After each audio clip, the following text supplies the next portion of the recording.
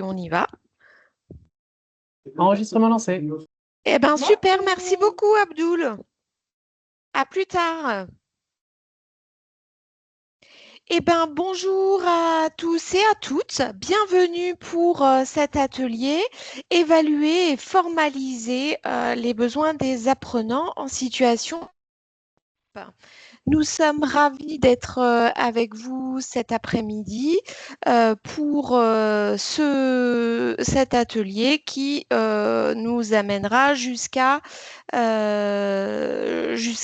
16 heures, si je ne me trompe pas. Donc, je vais partager mon écran avec du coup le support qui vous sera transmis, bien évidemment, dans la semaine prochaine, je pense, avec les documents ressources également. Alors, hop, je repartage mon écran. Boum. Voilà, notre support. Je suis Estelle Fleur, coordinatrice de la ressource handicap formation et ravie d'être parmi vous cet après-midi. Je suis accompagnée de mesdames. Virginie, donc Virginie Lavelaise, conseillère RHF en Normandie, et je serai plutôt avec vous dans le chat pour répondre, voilà, s'il y a des soucis, s'il y a des questions d'ordre général. Pas des cas particuliers parce qu'on n'aura pas le temps de tous les traiter, vous êtes 62, mais s'il y a besoin de petites précisions, ce genre de choses, je serai en back-office dans le chat.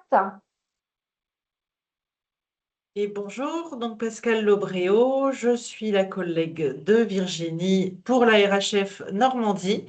Et donc, nous allons co-animer toutes les trois cet atelier avec vous. Merci beaucoup les filles. Donc, juste en préambule, étant donné qu'aujourd'hui nous sommes le 27 mars, toutes les trois, on vous souhaite, c'est la journée nationale donc, du référent handicap. Donc, on vous souhaite bien évidemment une bonne fête à tous et à toutes.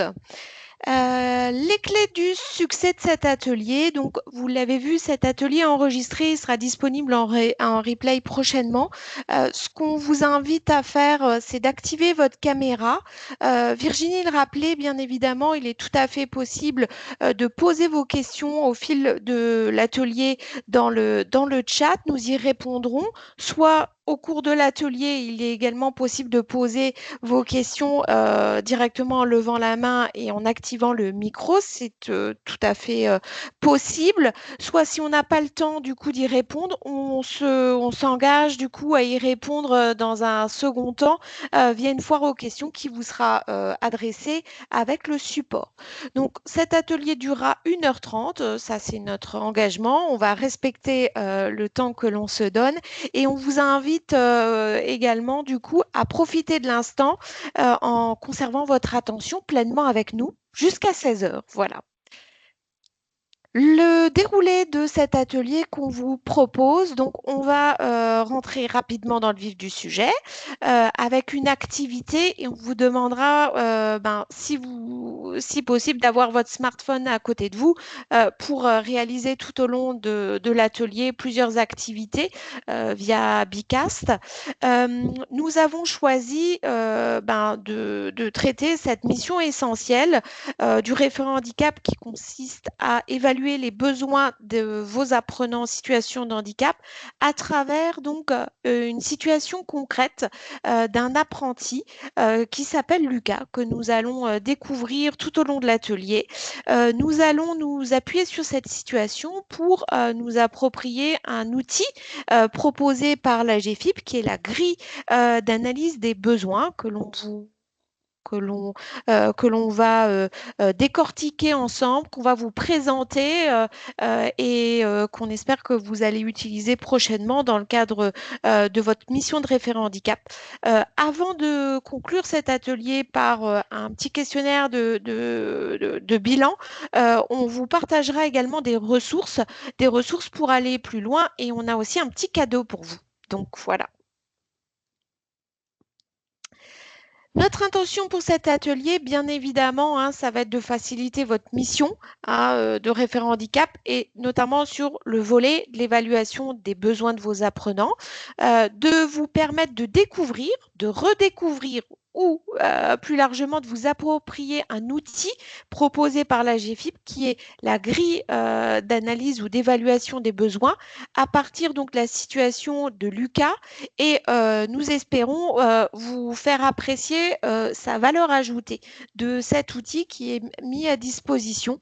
Nous aurons également pour finir un temps dédié au partage de ressources. Pour démarrer, on vous invite à vous munir de votre smartphone donc, et à flasher le QR code qui s'affiche sur votre écran. Le cas échéant, Virginie va vous mettre dans le fil de discussion le lien direct pour accéder à Bicast. Il est tout à fait aussi possible de vous connecter sur mybicast.com et d'entrer le code de la session 747 682 comme vous le découvrez sur votre écran. Je vous invite donc à vous connecter. On va prendre le temps quelques minutes pour que chacun et chacune puisse se connecter et ensuite, pas d'inquiétude, on lancera l'activité pour tout le monde.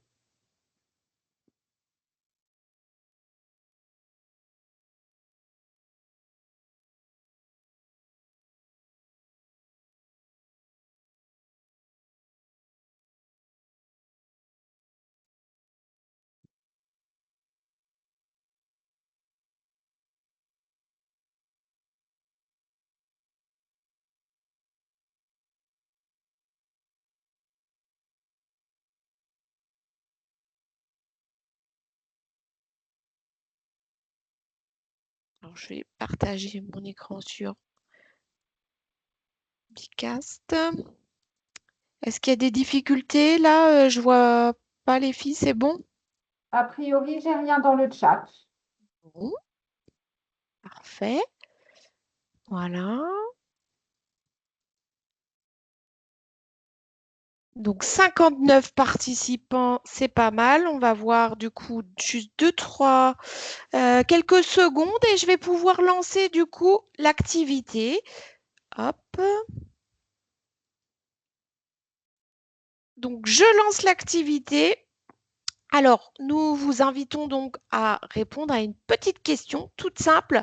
La météo du jour, si l'évaluation des besoins spécifiques de vos apprenants était une météo, quel temps ferait-il pour vous aujourd'hui? Plutôt plein soleil parce que vous êtes parfaitement à l'aise avec cette mission qui vous est dédiée. Éclairci, ben, je ne suis pas forcément autonome dans toutes les situations, mais globalement, ça va, je m'en sors bien, je suis plutôt à l'aise. Pluie, je ne suis pas du tout autonome, mais j'ai identifié des appuis mobilisables pour m'aider. Voilà, on verra peut-être lesquels, on verra lesquels plus tard. Et tempête, quelle galère! Je suis complètement perdue. Qu'attend-on de moi? Voilà, en matière d'évaluation des besoins.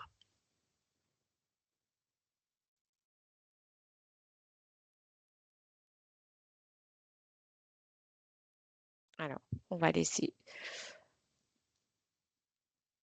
un petit instant pour que vous puissiez répondre. Je vois que j'ai 60.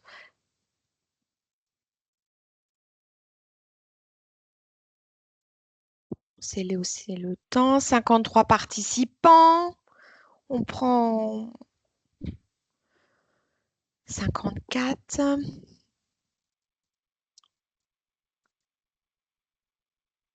On vous invite à conserver le téléphone à côté de vous parce que du coup, on aura l'occasion de l'utiliser encore 2 fois.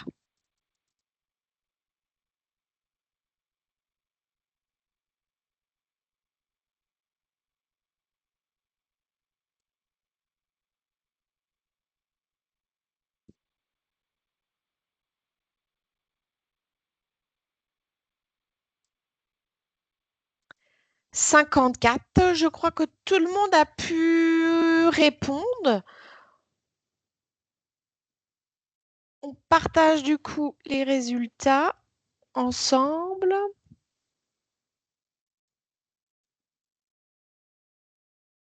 C'est marrant, ça marchait très bien avant et Mhm. Alors,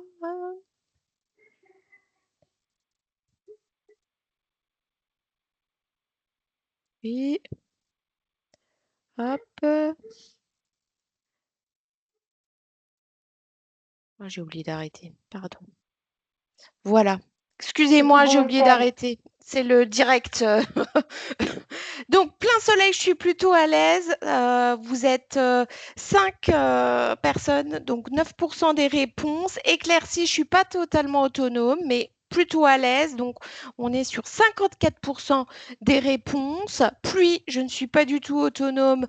Vous le découvrez, 30%, presque 31% des réponses. Et tempête, complètement perdue, 5,5% des réponses. Vous inquiétez pas, on vous ramène du soleil. Voilà. Donc, je vais donner la parole à Pascal puisque elle va pouvoir nous présenter la situation que l'on va revoir ensemble. Donc, celle de Lucas. Hop, la parole est à toi, Pascal. Alors oui, donc en fait, on va partir d'un cas concret hein, que vous avez peut-être ou même sûrement rencontré, même si Lucas n'existe pas dans la réalité, voilà, c'est quelque chose qui va vous parler, je pense. Donc on va prendre cette situation de Lucas, qui est en première année de CAP peinture en apprentissage. Il est dyslexique, il est reconnu travailleur handicapé, donc il a sa RQTH. Il a intégré le CFA en septembre, donc Laure est référente handicap, et donc Laure rencontre Lucas en entretien pour évaluer un petit peu quels sont les besoins. Donc on va approfondir un petit peu les difficultés de Lucas et les besoins qu'il aurait donc pendant sa formation. Donc je veux bien la slide suivante. Bien sûr.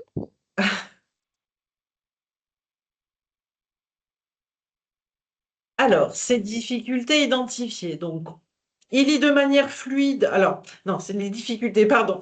Donc, il a des difficultés à lire de manière fluide, à identifier les mots. Donc, tout ce qui est écrit, compréhension et expression est compliqué aussi pour lui. La double tâche, hein, je pense que voilà, ça fait écho. Donc, l'écoute, la prise de notes, la compréhension, tout ça en même temps, ben, ça le met en difficulté. Des difficultés aussi dans l'assimilation et la compréhension des consignes. Forcément, ça engendre de la lenteur dans l'exécution des tâches, aussi bien en formation qu'en entreprise, et la mémorisation des informations. Donc, ces difficultés, bien évidemment, également génèrent une fatigabilité importante et fragilisent son estime de soi parce qu'on lui a toujours dit qu'il était lent, qu'il avait du mal, etc. Donc, on voit que Lucas, donc, il évoque quand même avec aisance hein, ces difficultés. Et on retrouve bien les principales caractéristiques des incidences des troubles 10, hein, des troubles des apprentissages en situation d'apprentissage. Donc, à partir de cette situation qui va vraisemblablement vous parler, on va vous poser une petite question. On va vous poser une petite question. Tout à fait, Pascal. C'est là où on vous demande à nouveau de vous munir de vos smartphones pour réaliser une seconde activité. On va vous poser une petite question là que vous avez retrouvée sur votre écran. Et vous, quelles adaptations proposeriez-vous pour sécuriser le parcours de formation de Lucas au sein de son CFA? Donc, on vous invite à vous reconnecter. Je vais du coup relancer l'activité. Voilà, la deuxième activité. Hop,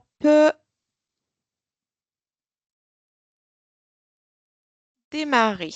Donc, c'est parti. Donc, vous avez, c'est un nuage de mots. Il vous suffit de préciser les adaptations que vous conseillerez pour sécuriser le parcours de formation de Lucas. Et vous retrouvez également les difficultés qui ont été identifiées par Lucas sur votre écran.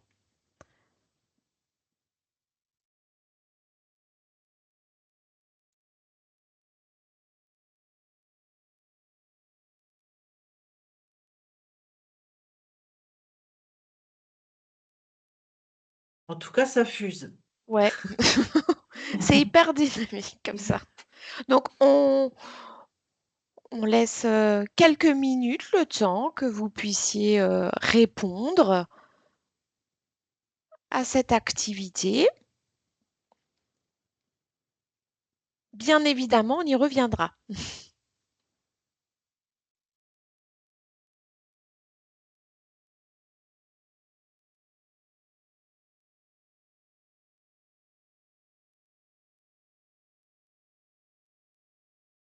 On va se laisser bien 3 4 minutes quand même encore, de temps de réponse, hein.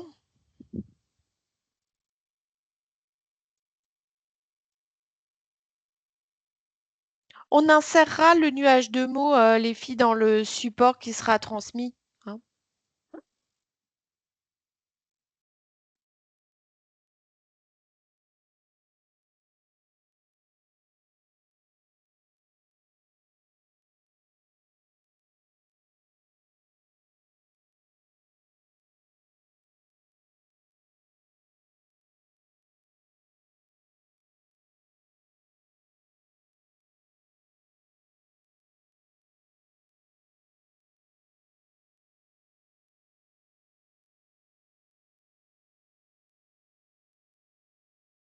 Ça bouge encore beaucoup, donc on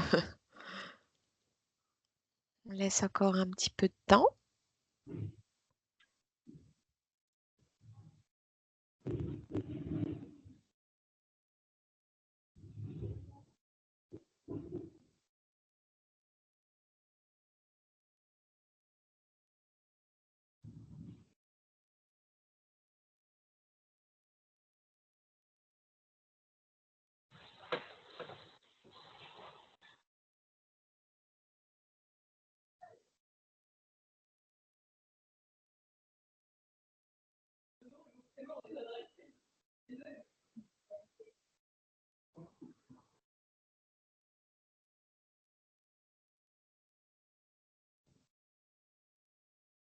Encore 2 petites minutes?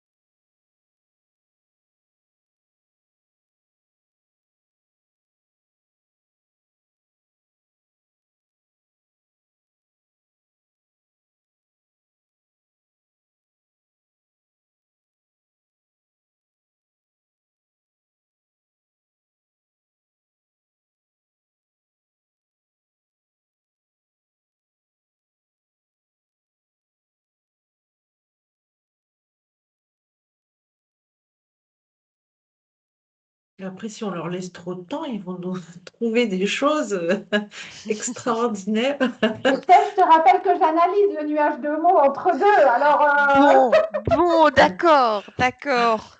s'il te plaît. Bon, eh ben, écoutez, nous allons arrêter du coup, si ça va pour tous. Allez, encore, 15 secondes et puis du coup, on arrête l'activité. Voilà. Bon, moi, ça inspire, hein. Oui, très bien, tant mieux. Allez, 4, 3, 2, 1, top! Nous espérons que vous n'êtes pas frustrés par cet arrêt d'activité. On continue avec la découverte d'un outil. Donc, l'AGFIP met à disposition des organismes de formation et des CFA des solutions pour adapter le parcours de formation. Donc, on va notamment découvrir un outil qui est la grille d'analyse des besoins. Alors, donc, j'avance dans mon support.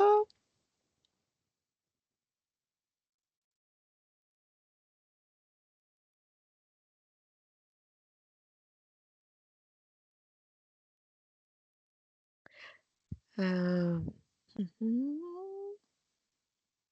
Les aléas du direct. Ouais. Euh,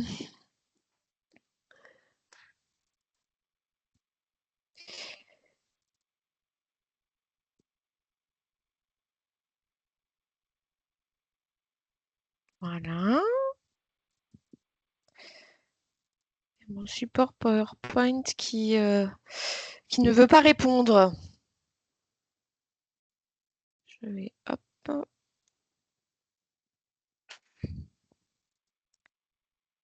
Bon, après, je veux bien parler de la slide suivante en Oui, attendant mais que tu t'en bien sortes, hein. sûr, je vais du Voilà. coup me déconnecter du support et refaire tout ça.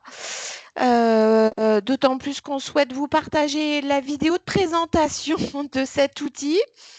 Hop, Non, mais comme Estelle vous le disait, hein, la GFIP donc, met à disposition donc, des solutions pour adapter les parcours. Vous pouvez partir de vos propres outils hein, pour faire cette analyse des besoins en utilisant vos propres grilles d'entretien. Ça, c'est pas du tout un souci.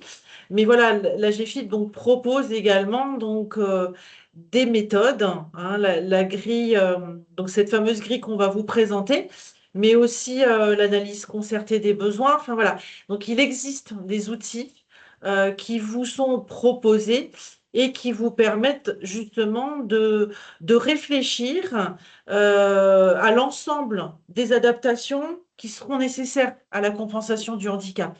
Et tout ça vraiment pour sécuriser le parcours de l'apprenant. Donc effectivement, nous allons vous présenter la fameuse grille d'évaluation des besoins que vous connaissez peut-être, voir comment on se l'approprie, etc., qui peut faire peur dans un premier temps, mais c'est pour ça que la petite vidéo va permettre un petit peu de dédramatiser les choses. oui. Alors, je suis en train de rouvrir le document. Hop, pour partager cette vidéo. Hop, hop.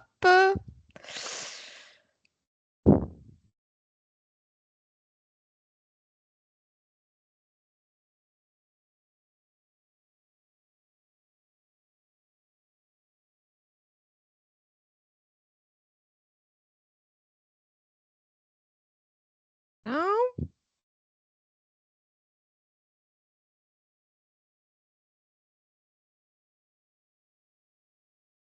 hop.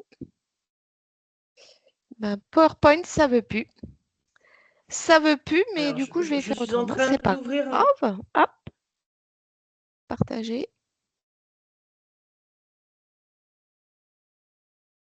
Donc, hop, je vais faire comme ça, en grand. Je vais, hop, la partager. Avec le son, c'est mieux. Pour la vidéo, on va faire comme ça. Diaporama à partir de celle-ci.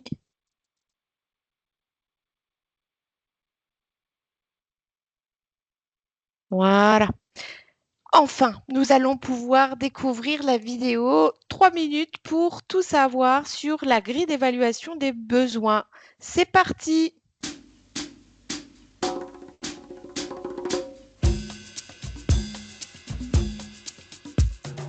Elle est comment cette grille d'analyse des besoins? Elle ressemble à quoi? C'est un fichier Excel. Qui est très simple, qui dispose de plusieurs onglets pour évaluer les besoins, Mesurer la pesée financière des adaptations. faire le suivi aussi des adaptations. Donc c'est un outil très simple, indispensable pour les OF et CFA. Elle s'adresse à qui? Elle s'adresse aux référents handicap, des organismes de formation et des CF. Et concrètement, elle sert à quoi? Alors c'est un outil qui va permettre de capitaliser toutes les informations à chaque étape de parcours, que ce soit les besoins, les adaptations qui vont être mises en place, le suivi. Et de plus, cette grille pourra être utilisée, devra être utilisée pour déposer une demande de financement auprès de la GFIP dans le cadre de l'aide à l'adaptation des situations de formation. Les référents handicap, ils en pensent quoi? Oh non, encore un fichier Excel! C'est la première réaction, mais une fois qu'ils vont l'utiliser, ils vont vraiment prendre en main l'outil. Et en plus, c'est un super outil de capitalisation. Et puis aussi, nous, on est là pour les aider à remplir la grille. Et le conseiller RHF, il fait quoi avec cette grille? Le conseiller RHF, il va pouvoir accompagner l'OF ou le CFA bien en amont pour analyser les besoins avec l'analyse concertée. Et l'accompagner également sur le remplissage de la grille et son appropriation. Il faut être expert du handicap pour la remplir? Non, on n'a pas besoin d'être expert du handicap et d'ailleurs on ne la remplit pas seule cette grille. On la remplit avec l'apprenant, avec les parties prenantes. Donc il faut que ça soit le référent qui puisse compléter cette grille, mais on n'a pas besoin d'être expert du handicap. On en a besoin pour demander une aide à l'adaptation? Absolument. Et dans ce cadre-là, il y a 2 onglets à compléter. L'onglet contexte de la demande et l'onglet évaluation des besoins.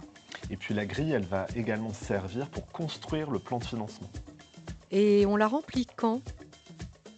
On va la remplir avant la formation, mais ça peut aussi se compléter au cours du parcours de formation et également en fin d'année pour l'année suivante, si effectivement on est sur une formation de plusieurs années. Ça prend combien de temps pour la compléter? Ça dépend de la complexité de la situation. Moi, je dirais en général 30 minutes maximum. Oui, c'est ça, une trentaine de minutes pour compléter la grille. Une fois qu'elle est complétée, on en fait quoi?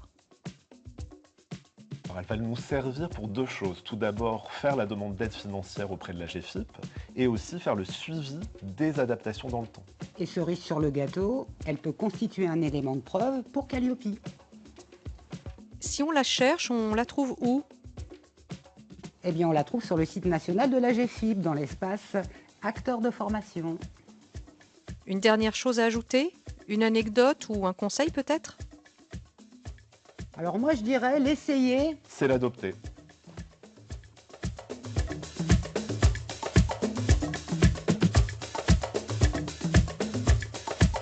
Alors, merci à nos collègues RHF d'Île-de-France pour cette vidéo. Alors, cette vidéo, vous pouvez la retrouver d'ailleurs dans le parcours accessibilité et compensation en formation, qui est un module en auto-formation disponible sur la plateforme d'appui à la professionnalisation de la GFIP, dont on parlera en fin d'atelier. Alors, du coup, Pascal. Alors, on va commencer donc effectivement à comprendre un petit peu cette grille.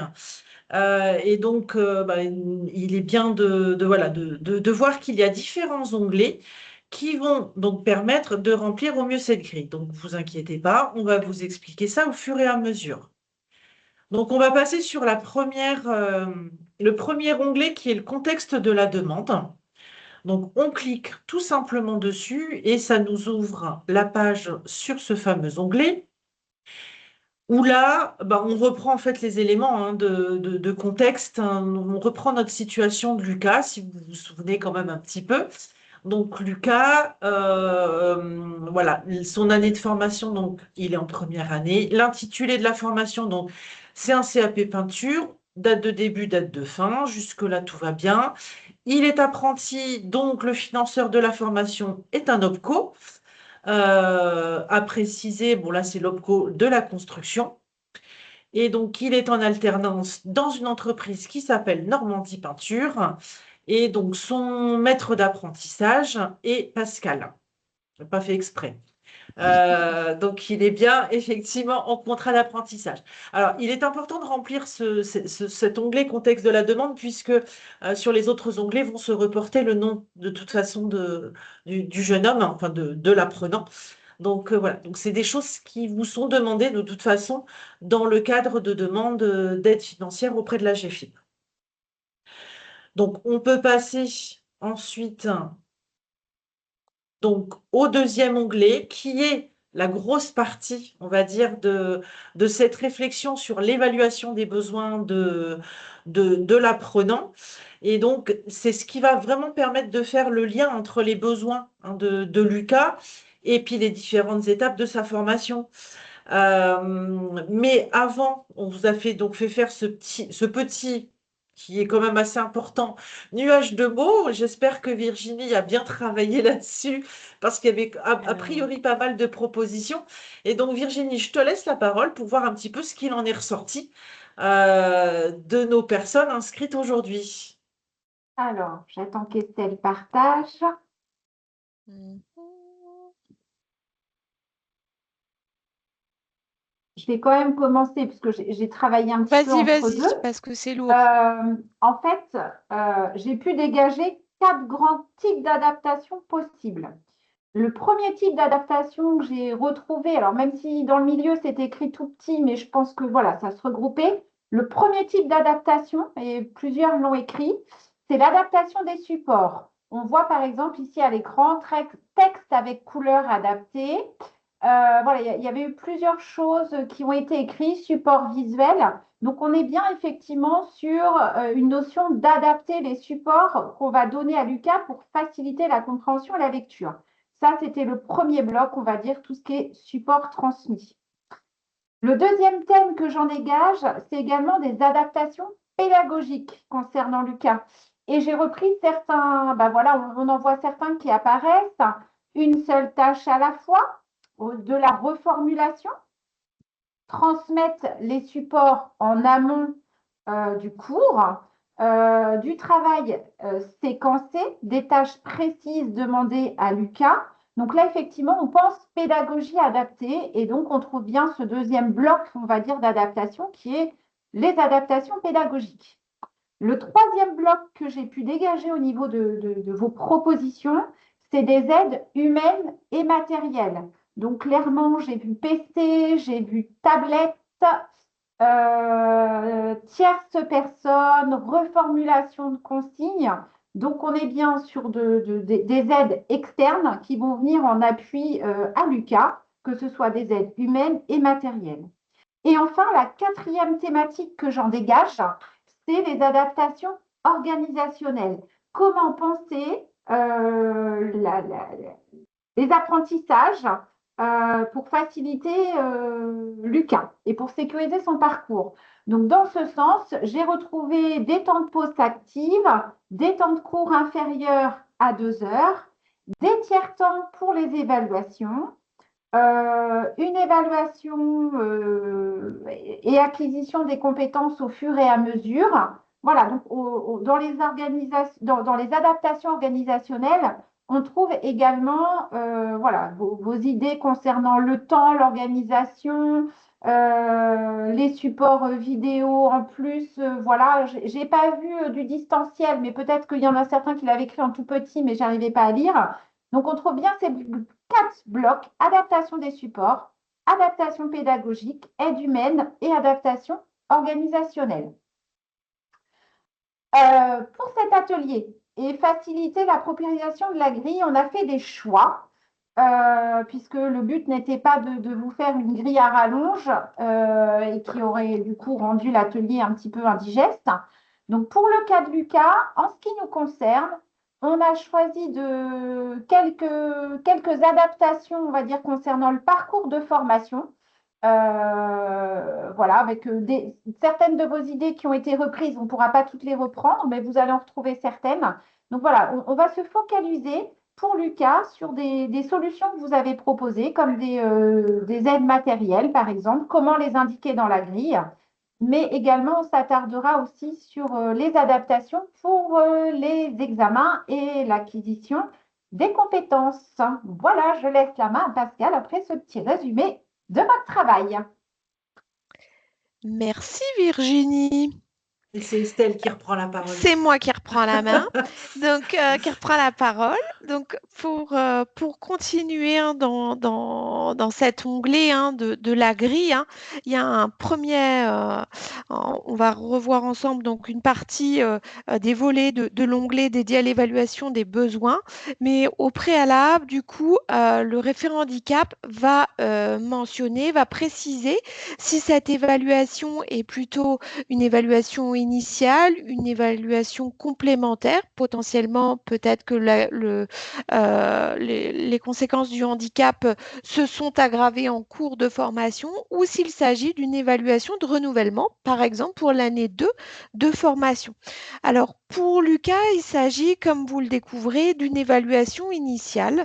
On vous invite fortement pour mener à bien cette analyse situationnelle du besoin de compensation, d'avoir une approche concertée en sollicitant les différentes parties prenantes du parcours, comme vous le découvrez. Plusieurs acteurs ont contribué à cette évaluation des besoins de Lucas. Bien évidemment, Lucas a été associé. La référente handicap Laure était présente aussi. Lucas est un apprenti mineur. Sa maman a participé à l'évaluation et Lucas étant en apprentissage, son maître d'apprentissage était également présent, ainsi que le conseiller ressources handicap formation qui a accompagné la référente handicap dans le cadre de cette adaptation de formation.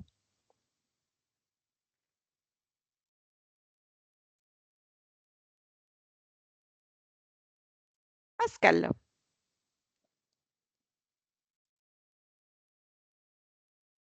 On ne t'entend pas, Pascal? T'entends pas? Pardon. Erreur de débutante là. Donc effectivement, comme on vous en a parlé, donc la grille contient donc est déclinée sur un certain nombre de modules. On ne va pas avoir le temps aujourd'hui de répondre et de vous montrer l'ensemble des modules. Il faudra que, alors j'ai vu passer dans le chat que certains connaissaient déjà la grille. Pour d'autres, ben, vous allez la découvrir au fur et à mesure, mais elle est suffisamment explicite pour que chacun des modules soit bien pris en compte et on comprenne bien ce qu'on y met à l'intérieur. Ce qui nous a semblé important, et c'est pour ça qu'on avait fait donc le nuage de mots, c'est de nous arrêter plutôt sur les adaptations pédagogiques tout au long du cycle de formation et également sur les épreuves d'examen. Voilà. Donc, on ne va pas tout décliner, mais ça permettra de voir un petit peu, au moins par rapport à la situation de Lucas, ce qui a été mis en place par rapport à ses besoins. Donc, je vais vous partager ma grille, la grille d'évaluation des besoins sur ces deux onglets-là.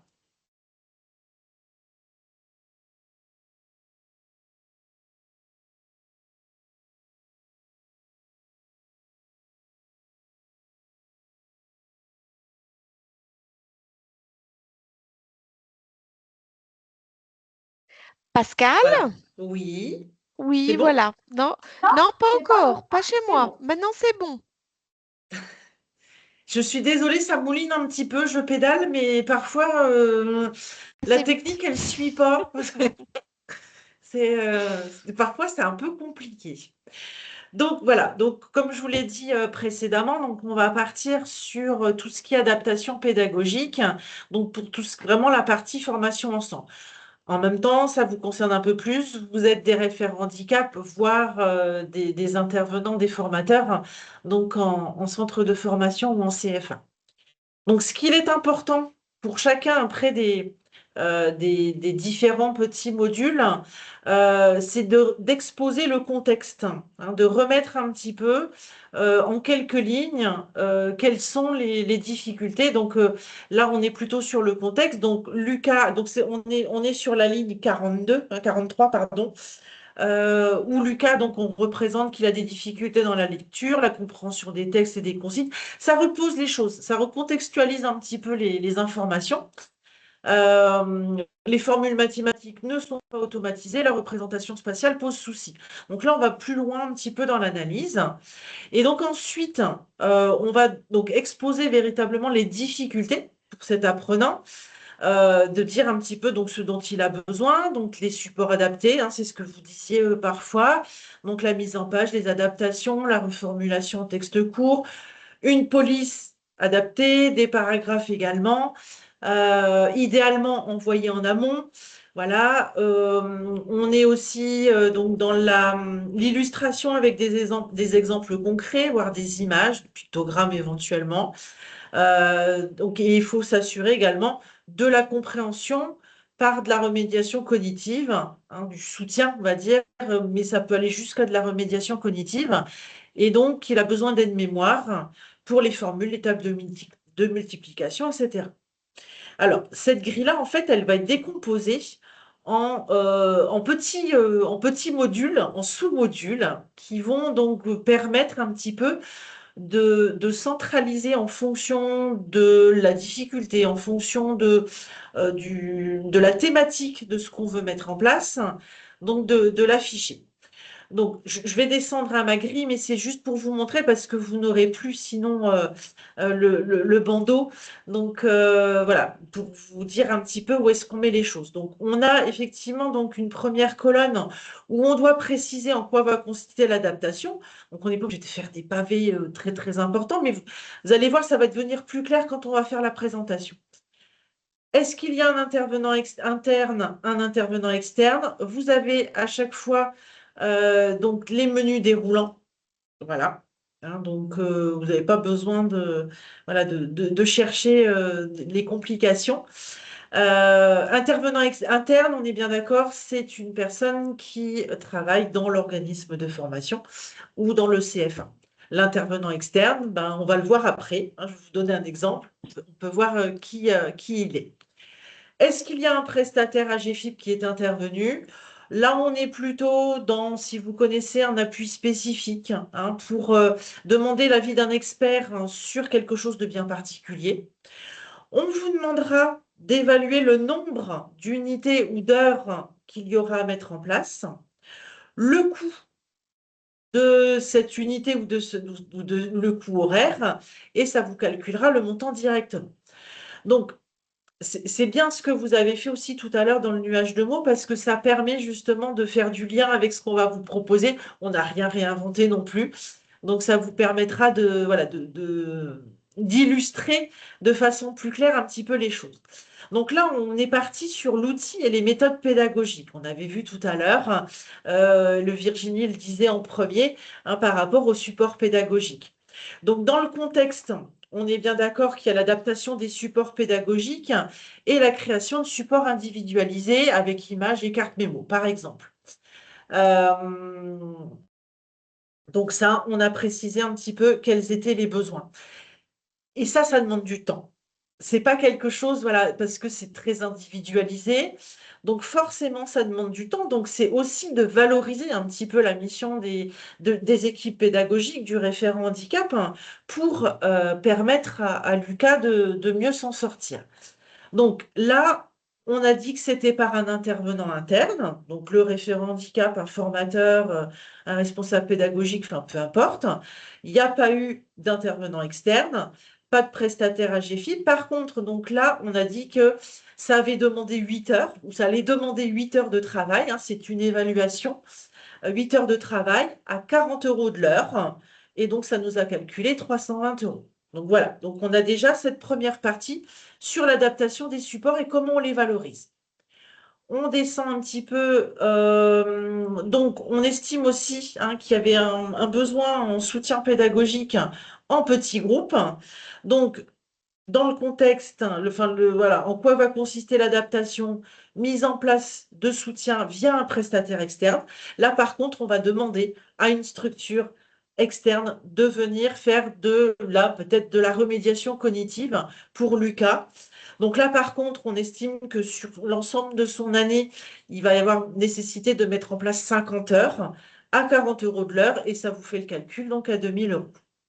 Donc pour l'instant, on n'est pas trop mal. On continue avec une action de sensibilisation des équipes pédagogiques pour expliquer un petit peu quelles sont les difficultés et que Lucas, il ne le fait pas exprès. S'il a du mal, voilà, c'est pas forcément de sa faute et qu'il est important d'entendre un petit peu toutes ces choses-là. Donc, il faut parfois sensibiliser les équipes. Ça demande aussi du temps. Là, ça a été fait par un prestataire externe, mais ça peut être fait en interne si le référent handicap est suffisamment armé pour expliquer les choses. On estime à 2 heures, à 75 € de l'heure, donc il y en a pour 150 €. Et on va faire, on a identifié une dernière adaptation. Là, on est plutôt sur de l'aide technique. Et là, on s'est dit, bah, il serait peut-être bien aussi que, alors j'en ai entendu tout à l'heure, ordinateur, tablette, etc. Nous, on a identifié un stylo-lecteur CPen Reader. Ce stylo-lecteur permet de passer sur une phrase dans un document et que la phrase puisse être relue à l'oral. Souvent, bah, voilà, ça élimine le problème de l'écrit et pour des consignes, bah, ça peut faciliter les choses pour la personne qui a des troubles 10. Donc, un stylo lecteur à 350 €. Donc, voilà un petit peu donc, les choses qu'on a évaluées en termes de besoins pour Lucas.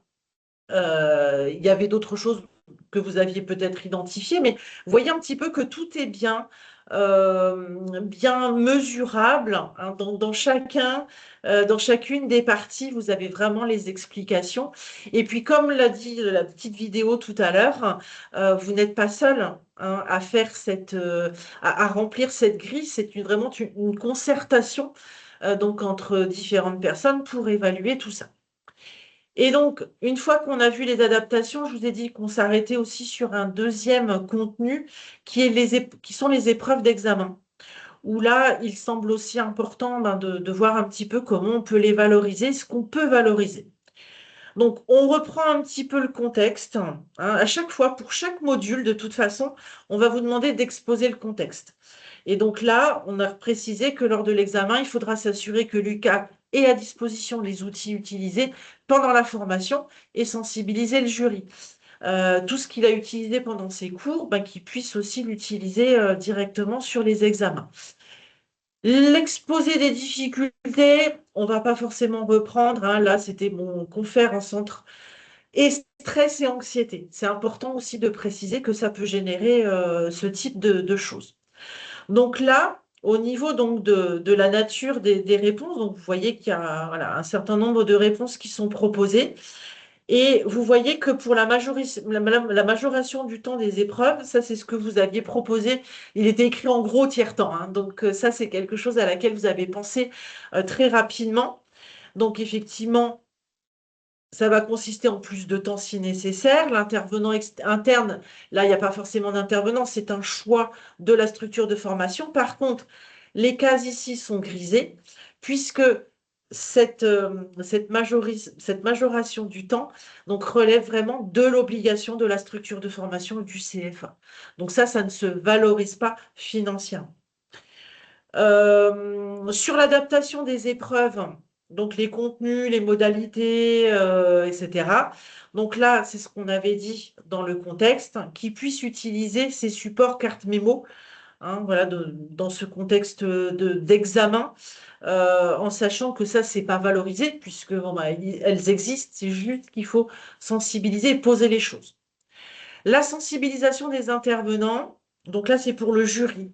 Donc, il est important aussi de faire en sorte que le jury soit informé des besoins nécessaires pour Lucas, sans rentrer dans le détail des difficultés ou du trouble, mais de dire qu'attention, hein, véritablement, vous êtes jury.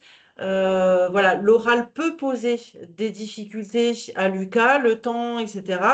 Donc, ça demande une sensibilisation. Donc ça, par contre, on peut le valoriser. Donc il y a 1 heure de sensibilisation à 40 € de l'heure. C'est fait en interne. Donc voilà, au moins le jury sera sensibilisé aux difficultés de Lucas. Une aide humaine. Alors, l'aide humaine, on peut avoir différents cas. Nous, on a fait le choix ici de demander à un scripteur bénévole de l'université Interage du secteur de Lucas d'intervenir. Mais comme on est sur du bénévolat, forcément, donc il n'y a pas de valorisation financière. Mais ça peut être en interne, vous, des formateurs, ça peut être des anciens étudiants, ça peut être, enfin voilà, il existe des solutions diverses et variées, mais qui ne sont pas forcément très simples, ça je l'entends. de trouver des lecteurs scripteurs, voire reformulateurs pour des personnes. Et donc, on met dans les aides techniques et l'appropriation, donc le stylo, c'est peine. Donc, on ne le valorise pas, simplement on l'inscrit pour préciser que Lucas aura le droit d'utiliser son stylo scan pour pouvoir lire, enfin au moins voilà, entendre les consignes et lui faciliter les choses. Donc voilà un petit peu ce qu'on peut dire. Donc vous voyez, ça demande effectivement de décliner les différents modules, mais si vous en faites voilà, plusieurs, si vous y réfléchissez, ça devient de façon un peu plus systématique. Mais c'est très individualisé. C'est d'où l'intérêt aussi de cette grille d'évaluation des besoins pour permettre effectivement de ne pas forcément aller, voilà, aller un petit peu à côté ou de refaire un petit peu la même chose en disant, ben voilà, j'ai un apprenant 10, j'en ai un autre. Il y a des choses qui vont pouvoir être produites, d'autres peut-être un petit peu moins. Donc, il est important, voilà, d'individualiser chaque grille pour chaque apprenant. Donc voilà, je vais m'arrêter là pour la grille. J'espère ne pas avoir été trop rapide et vous avoir donné un petit peu une vue d'ensemble de la façon dont on peut la remplir.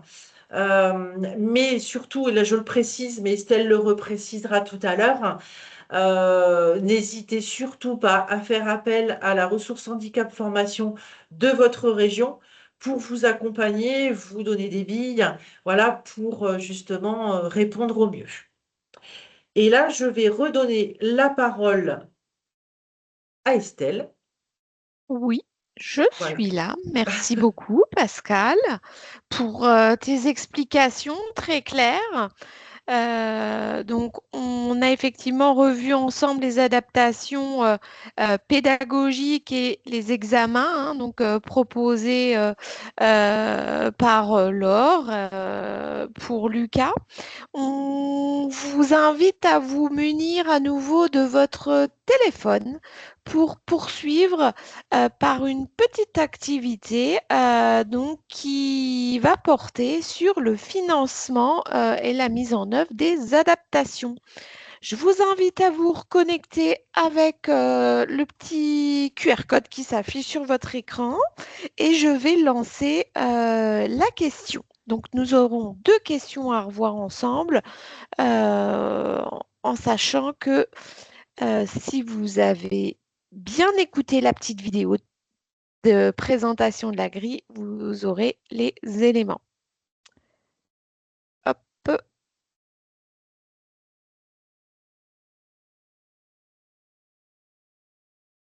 C'est parti. Démarrer. Donc, une petite question, une réponse, soit oui, soit non. Est-ce que pour vous, la grille donc d'analyse des besoins est un outil utile pour solliciter le financement des adaptations identifiées pour l'apprenant? Selon vous, est-ce oui ou est-ce non?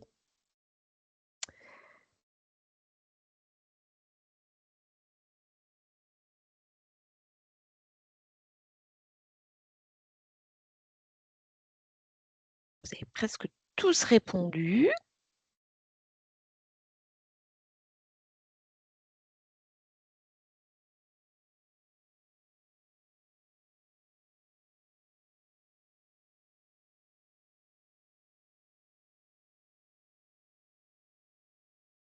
Il reste encore 3-4 personnes qui n'ont pas répondu. On vous laisse un petit peu de temps pour répondre.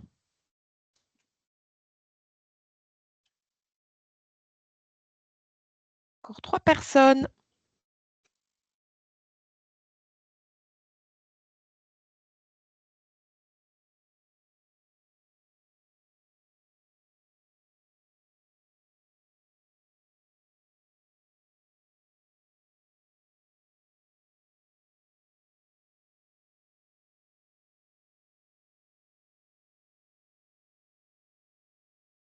Une personne.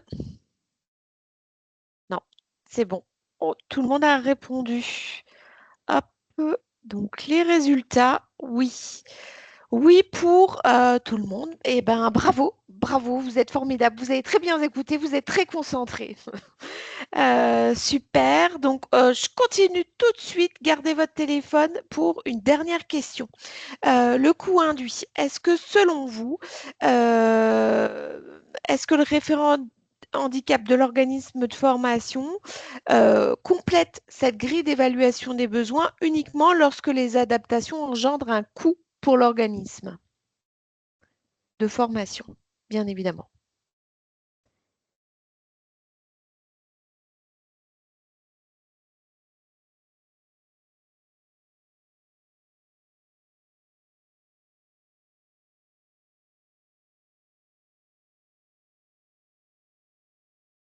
Est-ce qu'on complète la grille uniquement quand les adaptations engendrent un coût? Donc, 44 participants, tout le monde a répondu. Visiblement, non, il y a une 45. Je vous laisse 2 petites minutes, il y a d'autres personnes qui se connectent.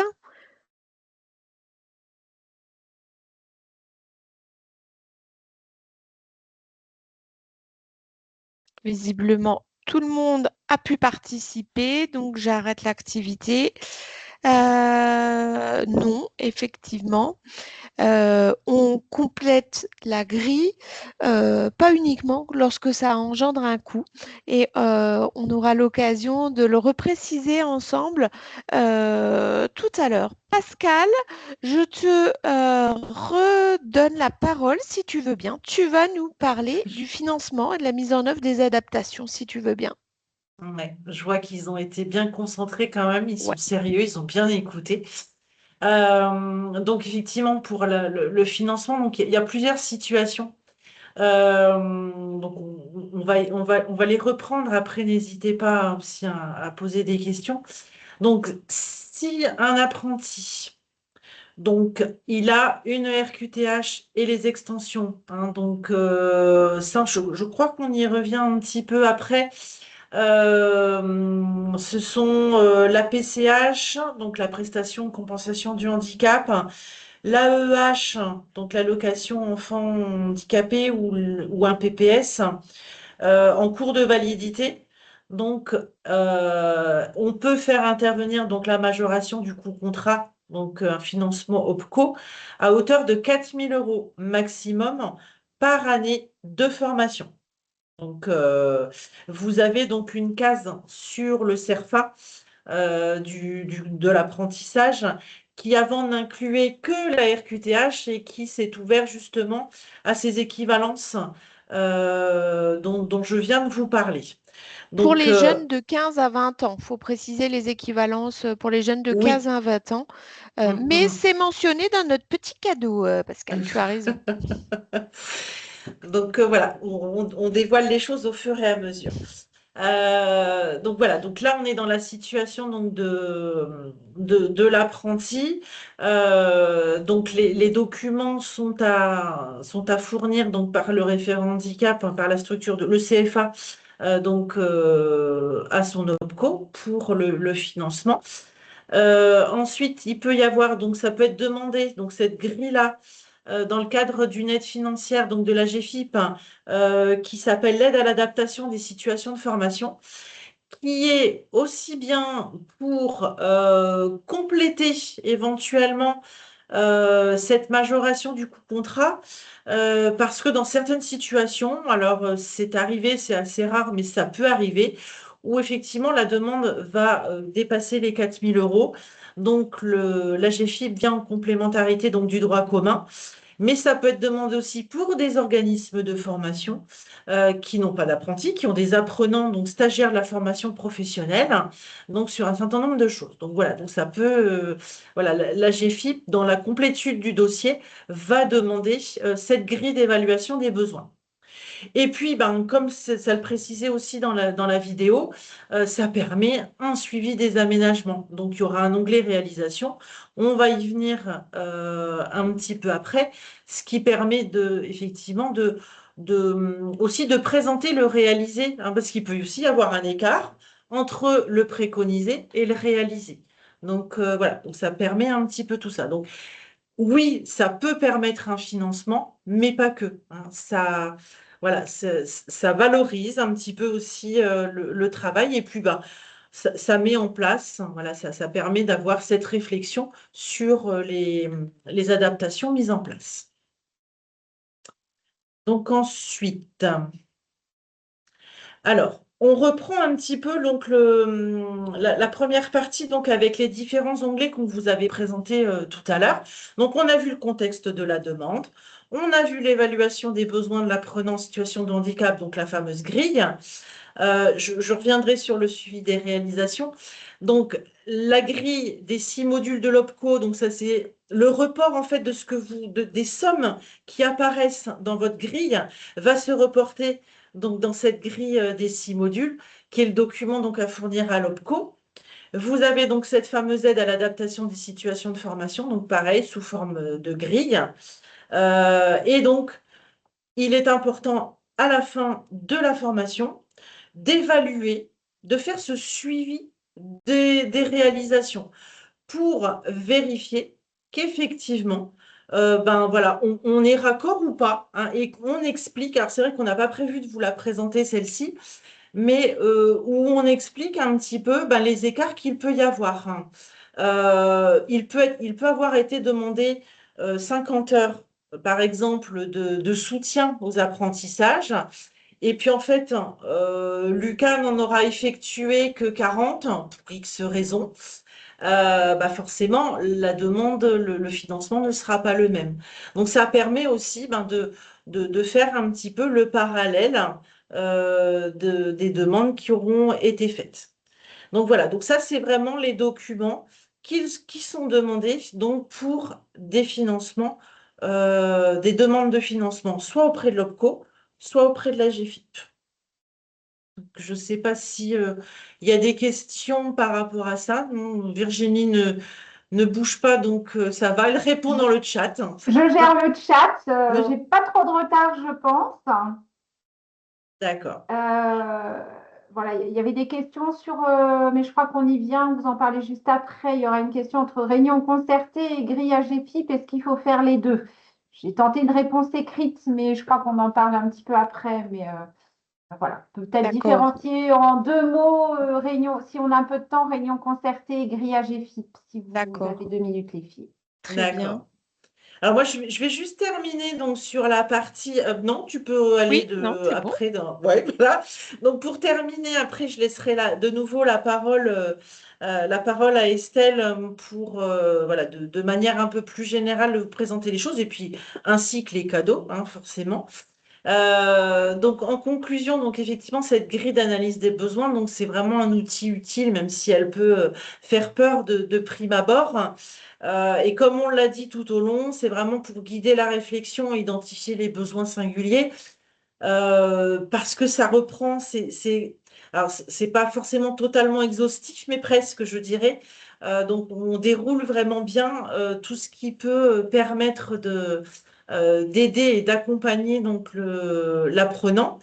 Donc de rechercher des solutions de compensation, de formaliser un plan d'adaptation personnalisé, hein, comme je le disais, c'est une grille par apprenant, voilà, parce que c'est important d'individualiser les choses, de solliciter les financements adaptés, hein, puisque ben voilà, il existe aussi des choses à mettre en place parfois de ce côté-là. Et ça permet donc cette traçabilité, donc de suivre les aménagements. Et dans le cadre d'une démarche d'accessibilité, de pouvoir mettre en avant effectivement les choses qui ont été faites, de les reproduire éventuellement, mais de pouvoir justifier auprès d'un partenaire, enfin pas d'un partenaire, plutôt d'un financeur, d'un certificateur Calliope, donc des choses qui ont été mises en place, hein, de véritablement ça. Donc je ne sais pas, Estelle, si tu veux rebondir sur la réunion concertée et la grille, ou si je continue sur cette thématique-là, c'est comme tu veux. Non, bah vas-y, t'es lancé. Je Alors, te... Ouais. alors, est-ce qu'il est utile de faire les deux? Ah ah, très bonne question. Euh, Moi, je dirais que oui. Maintenant, voilà, il y a la façon d'aborder les choses. La réunion concertée est vraiment un guide plutôt dans le qui fait quoi à quel moment. Même si on évalue un petit peu les besoins, c'est deux choses qui sont faites en fait en parallèle. Les objectifs sont pas tout à fait les mêmes, mais ça permet de reposer un petit peu les choses. La grille d'évaluation des besoins, on ne fait pas forcément intervenir l'entreprise si c'est un apprenti. Enfin voilà, on ne met pas forcément tout le monde autour de la table. L'analyse concertée, la réunion d'analyse concertée permet vraiment, dans la mesure du possible, de réunir tout le monde et d'échanger véritablement sur la situation. Et ça permet aussi de mettre en place une temporalité dans ce qu'il y a justement à mettre en place par la suite. Donc voilà, les deux choses se complètent. Euh, il me semble important de pouvoir les mettre en place de manière un petit peu parallèle.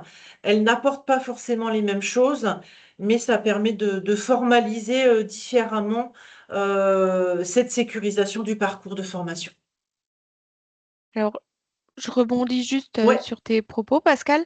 La réunion de concertation, elle va pouvoir, effectivement, c'est un temps d'échange partagé entre les différentes parties prenantes du parcours. Donc là, comme Lucas, sa maman, Laure, la référente handicap, le tuteur avec la présence du conseiller RHF, mais on aurait pu imaginer d'autres acteurs qui puissent intervenir hein, dans le cadre de ce temps d'échange qui permet justement d'avoir un regard croisé sur les difficultés que rencontre Lucas dans l'environnement de formation ou de travail et bien sûr de s'appuyer sur le regard de chacun pour identifier les solutions de compensation.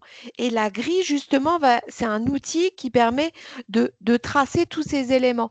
Donc, comme Pascal a évoqué, le contexte, les difficultés rencontrées. Ensuite, effectivement, qui va intervenir? Un intervenant interne, externe, à hauteur de combien d'heures? C'est vrai que c'est le référent handicap qui va compléter la grille, mais il n'est pas seul, il va s'appuyer sur les échanges qu'il aura pu avoir au préalable dans le cas de la réunion de concertation. On va dire que c'est bien, on est bien sur deux outils complémentaires qui sont au service de l'adaptation du parcours de l'apprenant. tout à fait. Voilà. Et moi, ce que je mettais aussi dans le chat, parce que la question avait été posée, c'est pour ça que je vous demandais d'en parler. Je mettais, parfois, on peut aussi utiliser la grille quand c'est sur la formation continue qu'on rencontre un stagiaire et qu'il n'y a que le référent handicap et que l'apprenant parce que la situation ne justifie Bien pas une sûr. réunion concertée. Faites pas une réunion concertée à deux. Voilà, comme disaient Pascal et Estelle, euh, lorsqu'on réunit plusieurs acteurs du parcours, oui. Après, si on remplit la grille avec un apprenant adulte en formation continue pour identifier des besoins et simplement solliciter une aide AGFIP ou une aide de locaux, ne compléter que la grille si ça ne justifie pas une réunion concertée. Après, dans la formation continue, on peut aussi solliciter le référent de parcours. Hein. Ça arrive à un conseiller de France Travail, à un conseiller de mission locale ou de Cap Emploi hein, qui peut aussi avoir, lui, sa valeur ajoutée dans le cas de l'adaptation du parcours aussi de formation. Ça a d'autant plus de sens aussi quand le référent handicap et globalement l'organisme de formation anticipe sur l'entrée en formation.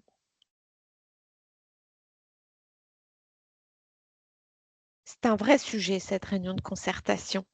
On vous propose pour ce dernier temps de l'atelier, le chrono avance petit à petit, donc de partager nos ressources. On vous propose de faire un petit focus déjà sur l'offre de services ressources handicap formation qui est à votre disposition, sur les outils digitaux aussi à votre service, à votre disposition, et notamment le service d'appui à la professionnalisation.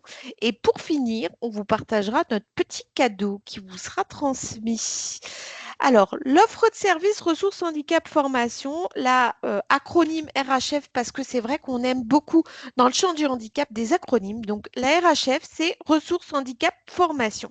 Donc, c'est une offre de service nationale qui est initiée par la GFIP et coportée par la GFIP dans chaque région de France avec ses partenaires qui sont aussi financeurs de la formation professionnelle. Donc, selon les régions, le FIPHFP, donc Fonds d'insertion des personnes handicapées dans la fonction publique, est copilote. Nous avons les régions, nous avons France Travail, nous pouvons avoir également d'autres acteurs comme l'Agence régionale de santé aussi qui coporte ce service dans les régions.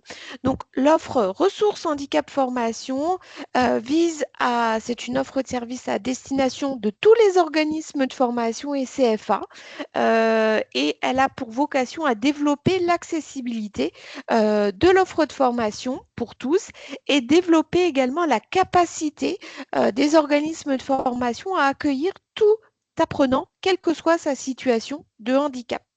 Les missions de la ressource handicap formation, ça va être d'informer, de conseiller, mais aussi d'orienter si besoin vers le bon interlocuteur, le bon acteur.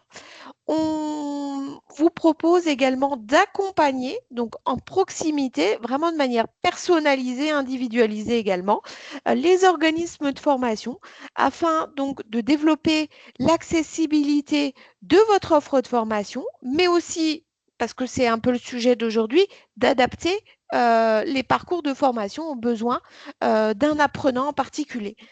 Nos modalités d'intervention, la ressource handicap formation, c'est de la méthode, la méthodologie et des outils. Méthodologie, c'est par exemple la réunion de concertation et les outils, c'est la grille d'analyse des besoins.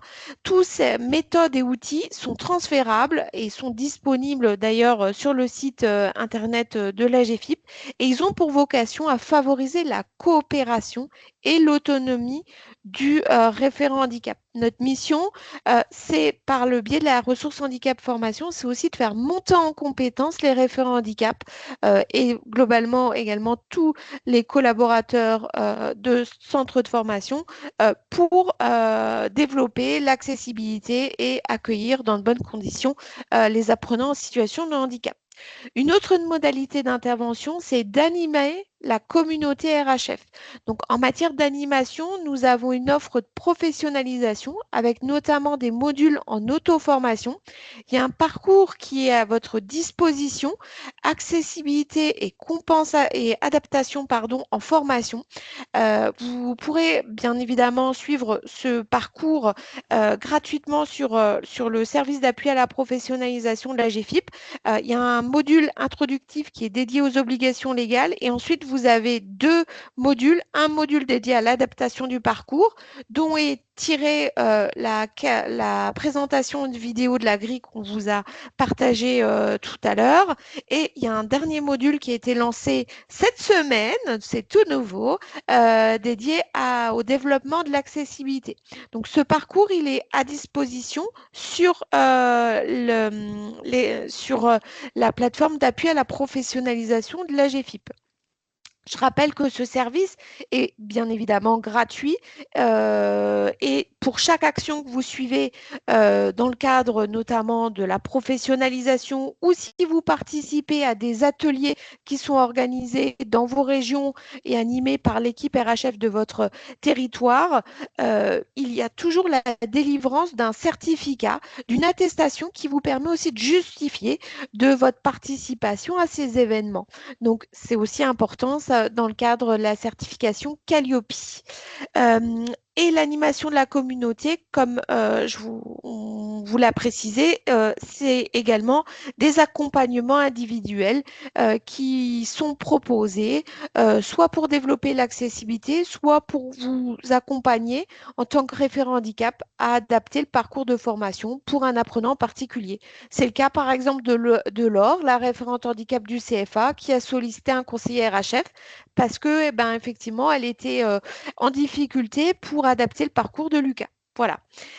Cette offre de service ressources handicap formation, hein, elle est gratuite, qu'on précise quand même, et elle est assurée partout en France par des conseillers qu'on appelle conseillers RHF. Nous sommes 3 aujourd'hui, hein, parmi vous, mais on fait partie d'une équipe de 130 conseillers présents sur l'ensemble des territoires, donc en métropole et dans les DOM également.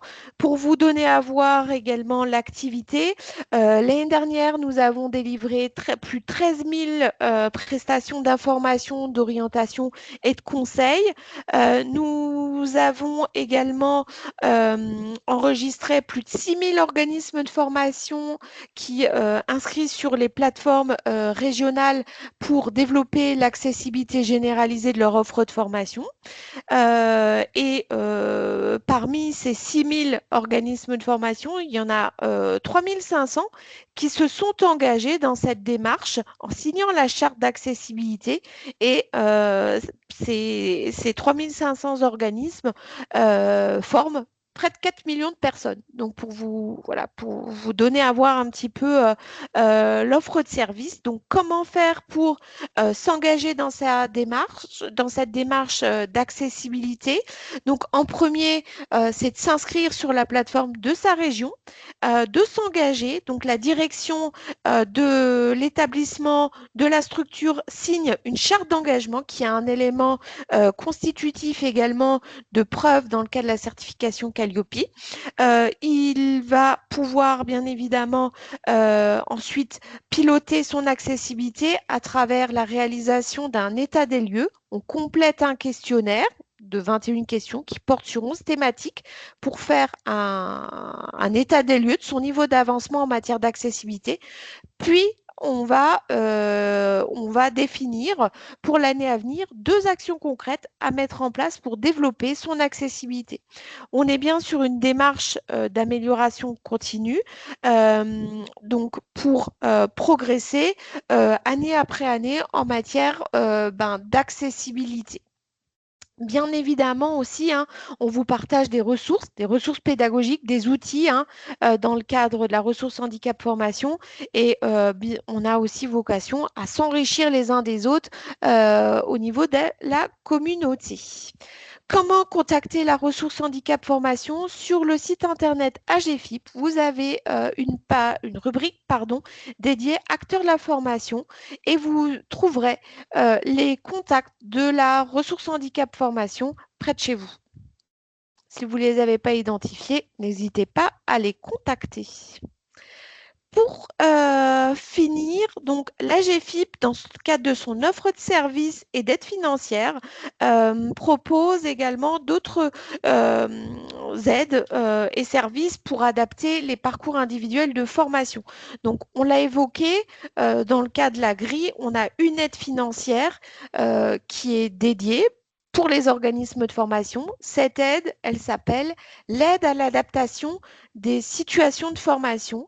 Elle permet à l'organisme de formation de solliciter les financements pour aménager le parcours de formation d'un apprenant. Vous pouvez aussi bénéficier d'un service qui est une plateforme de prêt de matériel. Aujourd'hui, en 2026, toutes les régions de France sont dotées de ce service qui est commun à AGFIP. Non, pas la Normandie, Estelle. Oui, la Normandie, d'accord, voilà, ça ne saurait tarder. En Grand Est, nous avons lancé notre plateforme en décembre. Il me semblait qu'on était les derniers, donc bientôt la Normandie sera dotée aussi de ce service de plateforme de prêt de matériel qui permet également aux organismes de formation d'obtenir gratuitement la mise à disposition de matériel de compensation sur une période temporaire en formation. Il a été évoqué également les appuis spécifiques. Donc, les appuis spécifiques, c'est un service AGFIP-FIP qui permet d'identifier avec beaucoup d'expertise les solutions de compensation du handicap dans un environnement de travail, en emploi, mais aussi en formation. Donc, on a des experts présents dans chacune des régions et par typologie de handicap qui interviennent aussi pour identifier les besoins de compensation des personnes. Et nous avons bien sûr d'autres aides qui sont mobilisables pour les entreprises privées, pour les personnes en situation de handicap elles-mêmes. Nous vous rappelons les liens vers les 3 principaux outils digitaux qu'on a évoqués aujourd'hui. Donc, le lien vers, pour retrouver les plateformes dédiées au développement de l'accessibilité, donc une plateforme digitale par région. Vous retrouvez du coup le lien vers votre plateforme digitale de votre territoire sur la page acteurs de formation du site AGFIP.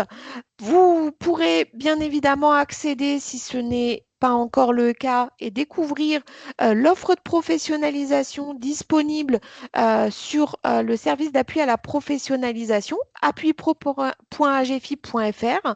Donc l'offre de service est gratuite, mais par contre la création d'un compte est demandée pour bénéficier d'une offre personnalisée. Nous vous invitons à vous identifier en tant que référent handicap d'un organisme de formation. Ne tenez pas compte de je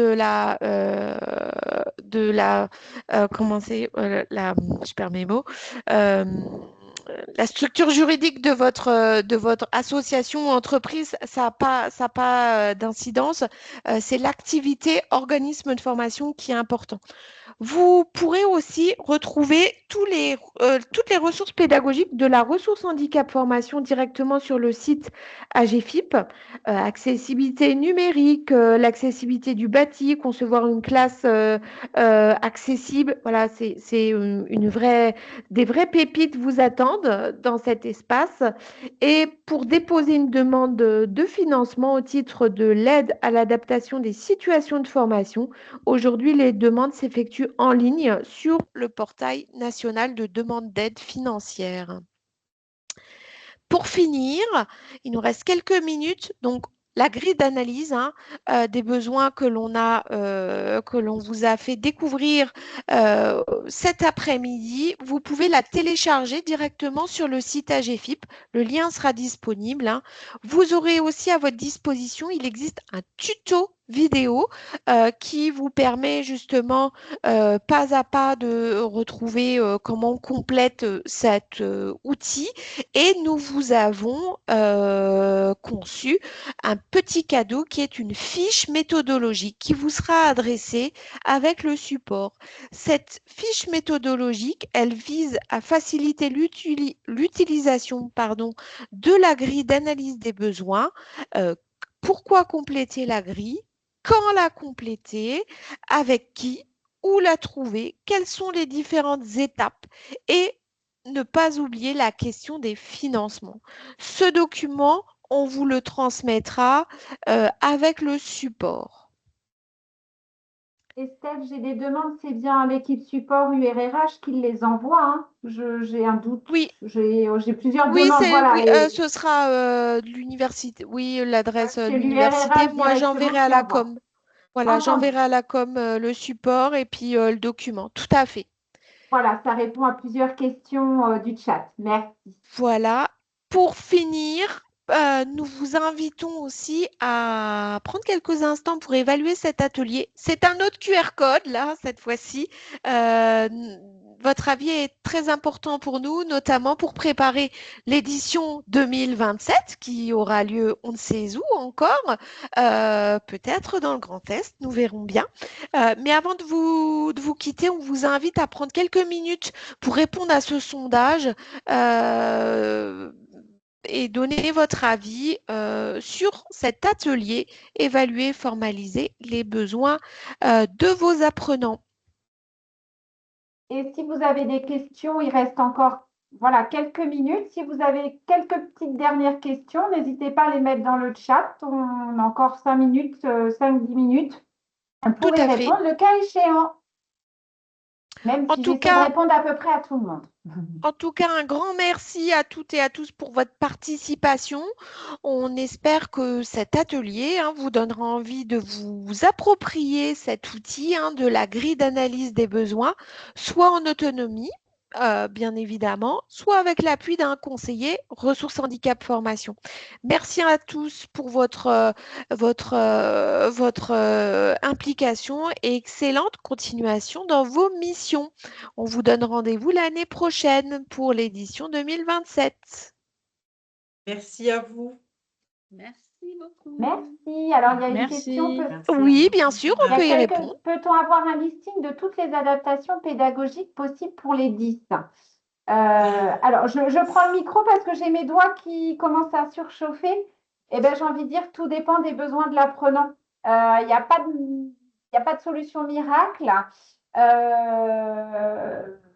Donc, en fait, c'est des choses qu'on va retrouver peut-être dans certaines régions. Il y a peut-être eu des supports RHF de fait, mais malheureusement, une liste exhaustive, c'est pas possible. Et ce qui va être adapté pour une personne ne va pas forcément fonctionner par une autre.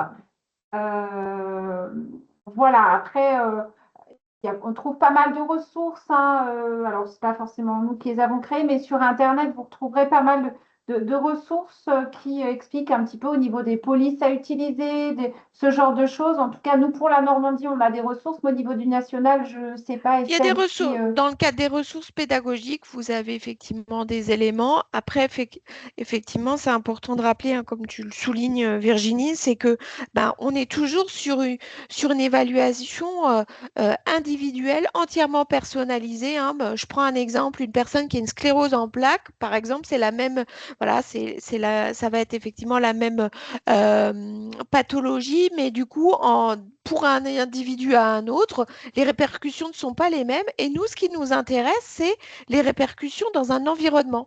Donc, votre environnement et effectivement l'impact du handicap de la personne dans votre environnement, c'est toujours une analyse situationnelle. Et ça, c'est important. Et bien évidemment, d'y associer la personne concernée toujours.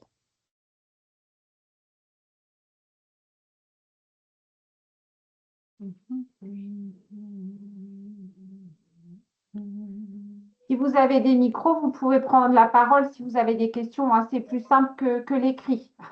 N'hésitez pas, on n'est plus que 36. Voilà, vous pouvez activer votre micro, ils ne sont pas bloqués. Donc, si vous avez des questions, vous levez la main et vous prenez la parole.